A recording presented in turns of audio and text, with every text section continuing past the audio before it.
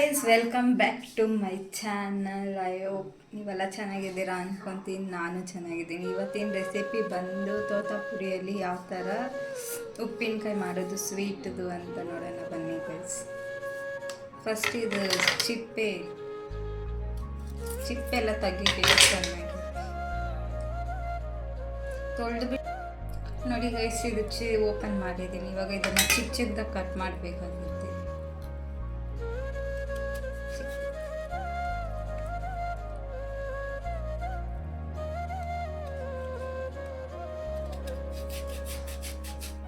ಕೈ ಹುಷಾರು ಮತ್ತೆ, ಓಕೆನಾ? ಕಟ್ ಮಾಡ್ತಾರೆ.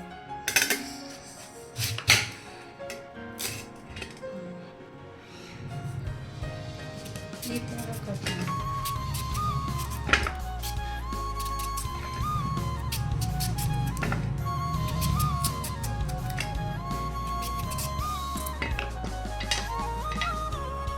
ನೋಡಿ. ಈ ಥರ ಚಿಕ್ಕ ಚಿಕ್ಕ ಕಟ್ ಮಾಡಿ.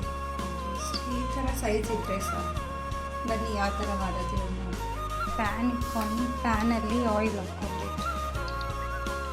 ಒಂದು 2-3 ಸ್ಪೂನ್ಸ್ ಹಾಕ್ಕೊಳ್ಳಿ.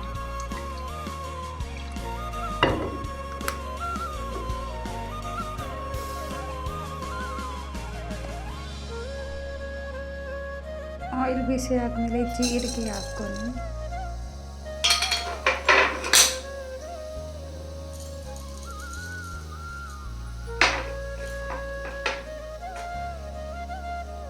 ಸೋಂಪು ಹಾಕ್ಕೊಂಡು ಸ್ವಲ್ಪ.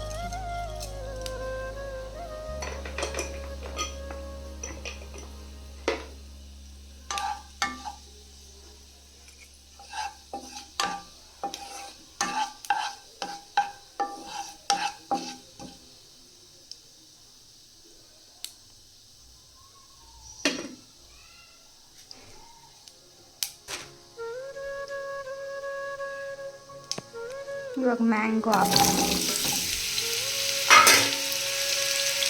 ಹಾಕ್ಕೊಂಡು ಒಂದು ಟೈಮ್ ಚೆನ್ನಾಗಿ ಮಿಕ್ಸ್ ಮಾಡಿ 5 ಮಿನಿಟ್ಸ್ ಹಂಗೆ ಮುಚ್ಚಿಟ್ಬಿಡಿ.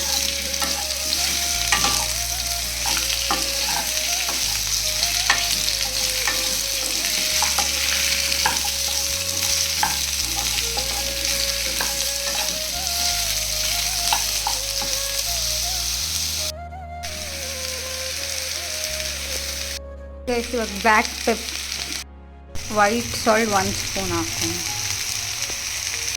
1 ಸ್ಪೂನ್ ಖಾರ ಪುಡಿನೂ ಹಾಕ್ಕೊಂಡಿರಿ.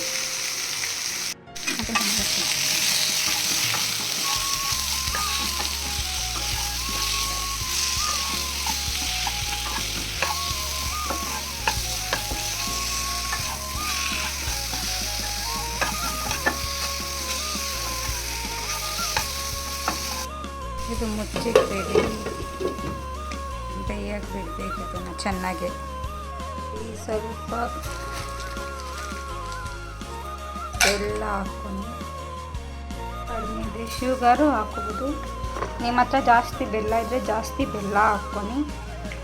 ನನ್ನ ಹತ್ರ ಬೆಲ್ಲ ಕಮ್ಮಿ ಇತ್ತು, ಅದಕ್ಕೆ ನಾನು ಶುಗರ್ ಜಾಸ್ತಿ ಯೂಸ್ ಮಾಡ್ತಾಯಿದ್ದೀನಿ.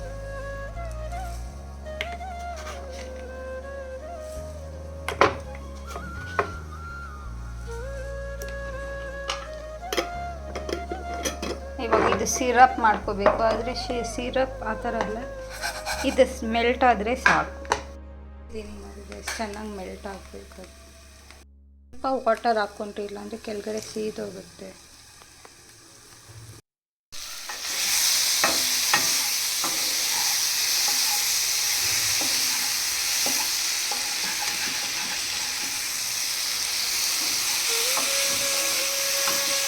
ಮ್ಯಾಂಗೋ ಬೇಗ ಬೇಯುತ್ತೆ.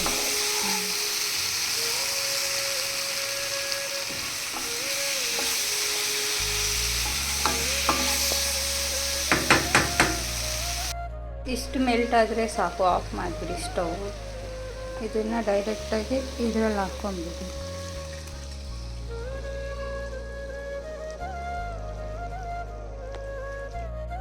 ಮಿಕ್ಸ್ ಮಾಡಬೇಕು.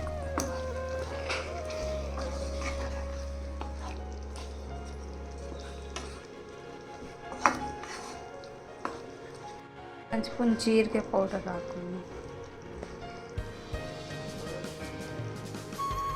ಒಂದು ಸ್ಪೂನ್ ಜೀರಿಗೆ ಪೌಡರ್ ಹಾಕೊಂಡು,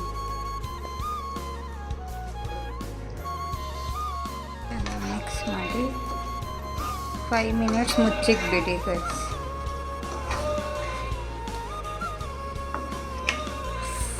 ನೋಡಿದ್ರೆ ತಿನ್ನಬೇಕು ಅನ್ನಿಸ್ತಿದೆ.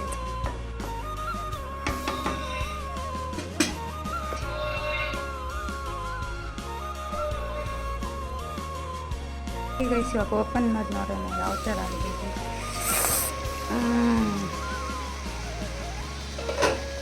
ಟೈಮ್ ಮಿಕ್ಸ್ ಮಾಡಿ ಈ ಥರ ಆದರೆ ಸಾಕು.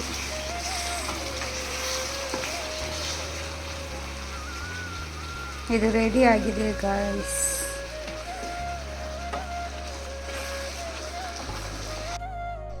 ನೋಡಿದ್ರಲ್ಲ ಗೈಸ್ ಯಾವ ಥರ ಆಯಿತು ಅಂತ. ತುಂಬ ಟೇಸ್ಟಿಯಾಗೂ ಇದೆ, ಅದು ತಿನ್ನೋಕ್ಕೂ ತುಂಬ ಟೇಸ್ಟಿಯಾಗಿದೆ. ಇನ್ನೂ ಯಾರು ನನ್ನ ಚಾನಲ್ ಸಬ್ಸ್ಕ್ರೈಬ್ ಮಾಡಿಲ್ಲ, ಸಬ್ಸ್ಕ್ರೈಬ್ ಮಾಡಿ ಗೈಸ್. ನೀವು ನಿಮ್ಮ ಮನೇಲಿ ಟ್ರೈ ಮಾಡಿ.